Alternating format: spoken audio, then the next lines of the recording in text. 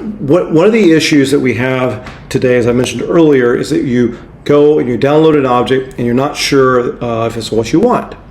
And so you bring it to Archicad, and it can take a long time to bring that in. So we're going to take this object and we're going to compare it. First, we're going to look at how Archicad's process works, right?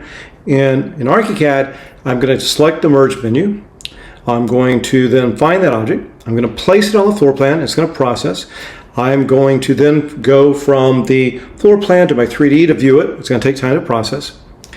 And with this one object, it took 2.5 minutes, 150 seconds on the Apple Silicon computer that I have, and then we tested on another computer, the Apple Intel, and it took 4.10 minutes. So, this, what we thought was a simple object, was not. And so it really became a much more complex, and we actually found this out because one of our clients said, I'm having problems downloading and importing these files into Archicad about using the default process. Can you take a look at it? We did, and then we suggested ModelPort, and it's worked much better since. Now, let's take a look at ModelPort. With ModelPort, here's what happens. We select the object, right? We're going to open it. This is all in real time. Now it's going to take time to process.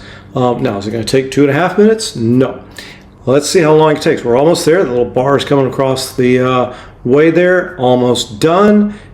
Now, it took 16 seconds. It is 90% faster than Archicad. The file size and stuff I just mentioned a second ago. But basically, this was a file provided again by Viking. And this is what happens oftentimes with manufacturers or third-party providers or any number of different sources, consultants that send you stuff, and you then have to manage that when you import that in.